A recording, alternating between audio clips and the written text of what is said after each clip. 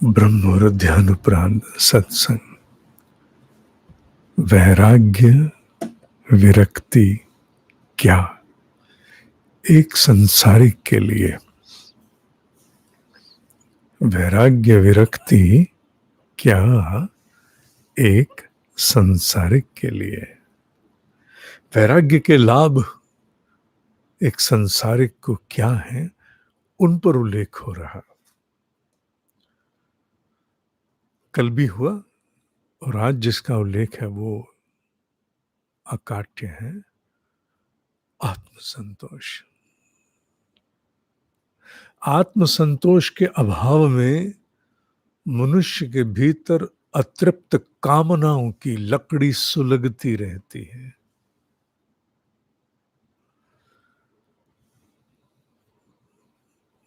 वैराग्य के अभाव में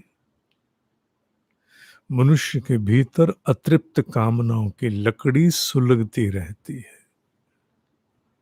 ध्यान में सदैव भले ही ना आए, पर वो कहीं पीछे, at the back of the mind, पीछे कहीं सुलगती है। और सुलगती हुई भीतर की लकड़ी अतृप्त कामनाओं की बहुत अस्थिरता उत्पन्न करती है। वैराग्य वीराग, बार बार समझना है, ये शब्द वीराग से बना। उस अवस्था को फिर कहा वैराग्य। मूल क्या है? वीराग, बिना किसी आकर्षण के, बिना किसी रंग के। मनुष्य जैसे जैसे इस अवस्था को प्राप्त करता जाता है, उसमें स्वतः ही भीतर से एक आत्मसंतोष, आत्म तृप्ति उत्पन्न होने लगती है। भटकाव किस बात का है? कुछ नहीं है इसका। नहीं, सब कुछ होते हुए भी तो होता है ना। भटकाव तो भटकाव है। भूख प्यास इत्यादि को छोड़ दो, भूख प्यास निद्रा इत्यादि को छोड़ दो, तो जो बाकी के भटकाव वो तो नैसर्गिक है, उसको तो नहीं कह सकते। पर जो बाकी का भटकाव है, सब कुछ होते हुए ही तो होता है। तभी तो जीव ढूंढता है आत्मसंतोष। आत्मसंतोष जिसे वो कभी शांति कहता है, कुछ कहता है, ढूंढता वो आत्मसंतोष है, आत्मतृप्ति है। और वो आत्मसंतोष वैराग्य से मिलता है। भले ही दो चीजें कम हों तो भी आत्मसंतोष वैराग्य भाव वाले जीव को रहेगा। और भले ही अभी वो लक्ष्य उद्देश्य की प्राप्ति में संघर्ष कर रहा हो, ये भी तो होता है ना, किसी उद्देश्य की प्राप्ति में संघर्ष कर रहे हो पर भी परिणाम नहीं आए, ऐसे में खिन्नता आ सकती है, अधीर हो जाता है।